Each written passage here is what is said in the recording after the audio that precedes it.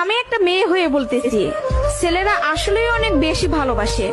কেউ মানুক বা না মানুক, আমি এই কথাটা মানি। এটা একটা আপুর গল্প। আপু আমাকে বলছিল, আমি যখন ইন্টার ফার্স্ট ইয়ারে পড়ি, একটা ছেলে আমার পিছনে সব সময় ঘুরঘুর করতো। আমি যেখানেই যেতাম ও ঠিক আমার পিছনেই থাকতো। আমরা একই মহল্লাতে থাকতাম। সেই ছোটবেলা থেকে আমি ওকে দেখতেছি। একটু জেদি, তবে কোনো মিথ্যা নেই ওর ভিতরে। ফলচাতুরি এসব কিছুই বোঝে না। আর অনেক চাপা স্বভাবের একজন মানুষ। কষ্ট হলেও মুখ থেকে কোনো কথা বের করে না। ওই যে একটা কথা আছে না, বুক ফাটে তো মুখ ফুটে না। এমনকি আমি যখন ওকে দাঁড় করাই বলতাম, কিছু বলবেন, ও বলতো না কিছু না। একদিন আমিও ওকে প্রপোজ করলাম আর বললাম, আপনাকে দিয়ে কিছু হবে না। আমি সারাটা জীবন আপনার সাথে থাকতে চাই, আপনার বউ হতে চাই আমি। কখনো দূরে সরাই দিবেন না তো? জীবনে যা কিছুই হয়ে যাক, আপনি আমার পাশে থাকবেন, কখনো আমাকে একা ফেলে যাবেন না। যদি এই ওয়াদা করতে পারে, তাহলে আমি রিলেশন করব। ও অনার্স ফার্স্ট ইয়ারে পড়ে। ও বলল, জীবনে যা কিছুই হয়ে যাক, আমি তোমাকে কখনো ছাড়বো না। আমাদের সম্পর্কের বয়সটা যখন 2 বছর, তখন আমার বাসায় বিয়ের প্রেসার দেওয়া শুরু হয়ে গেল। ফ্যামিলি থেকে ছেলে খুঁজতেছে, সরকারি চাকরিওয়ালা, বিসিএস ক্যাডার। এসবের মধ্যে আমি ওর কথা বলতে ভয় পেতাম, কারণ ও এখনো পড়ালেখা করতেছে। চাকরি তো দূরের কথা, চাকরি পাইতে তো অনেক সময় লাগবে। কিন্তু আমার ফ্যামিলি তো আমাকে সময় দিবে না। আমি অনেক কষ্টে আম্মুকে রাজি করাই। আম্মু যেন আব্বুকে এই কথাটা বলে, আর আম্মু আব্বুকে বলে। আব্বু সাথে সাথে মুখের উপর বলে দেয়, সম্ভব না, বেকার ছেলের হাতে আমি আমার মেয়েকে দিব না। তখন আমিও ভাবছিলাম, কথাটা তো ভুল না, কথাটা তো সঠিক। কোনো বাবা মাই চাইবে না বেকার ছেলের কাছে মেয়েকে বিয়ে দিতে। আমি নিজেও তো কখনো চাইবো না। কিন্তু তারপর মাথায় চলতেছে, আমি যদি ওকে হারাই ফেলি, আর কখন কি ফিরে পাবো ওকে? আমি তো আর ফিরে পাবো না। পরবর্তীতে আমি ওকে সব বলি, ওকে বলি কি করব বলো। তখন বুঝতে পারতেছিলাম ও কান্না করতেছে।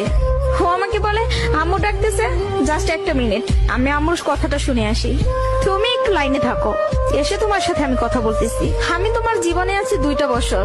কতটুকু আমাকে চিনো জানো আমি জানি না, কিন্তু তোমার পরিবার তোমার সাথে 18টা বছর তোমার পাশে আছে। আমি কখনো বলবো না যে তুমি তাদের ছেড়ে আমার কাছে চলে আসো। আমি জানি না আমার বাসায় থেকে মেনে নিবে কিনা। পড়ালেখা শেষ করতে করতে আরো 2টা বছর লেগে যাবে। কবে চাকরি পাবো সেটারও তো কোনো ঠিক নাই।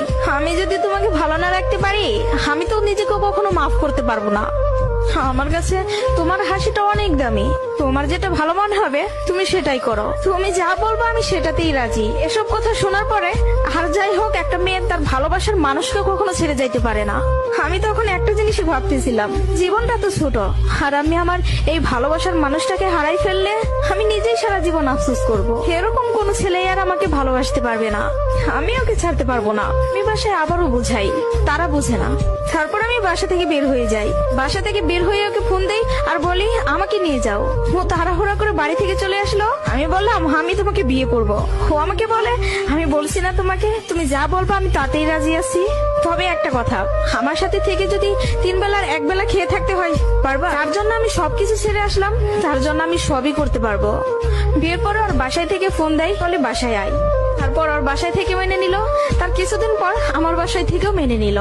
ভালোবাসার জায়গা থেকে যদি বলি, প্রিয় মানুষটাকে নিজে করে পাওয়ার মধ্যে অন্যরকম একটা সুখ কাজ করে, যে সুখটা কখনোই টাকা দিয়ে কেনা যাবে না। আর যদি বলি প্রিয় মানুষটার কথা, আমি ভোর মানুষকে ভালোবাসি নাই। আমার মানুষটা সঠিক ছিল। সেই মানুষটা আমাকে বিন্দু পরিমাণে কষ্ট দেয় নাই। আমি সবসময় একটা কথা বলি, ভালোবাসা সুন্দর যদি মানুষটা সঠিক হয়। প্রিয় মানুষটা যখন নিজের হয়ে যায়, তখন এতটা শান্তি অনুভব হয়, তা হয়তো বলে বোঝানো যাবে না। সুখে থাকতে, ভালো থাকতে টাকা পয়সার আমূল প্রয়োজন পড়ে না, যদি ভালোবাসার মানুষটা পাশে থাকে। কাউকে ধরলে হাতটা শক্ত করে ধরবেন, যেন দিন শেষে সব সময় আপনার পাশে থাকে। তো সবাই ভালো থাকবেন। ভিডিওটি ভালো লাগলে প্লিজ সবাই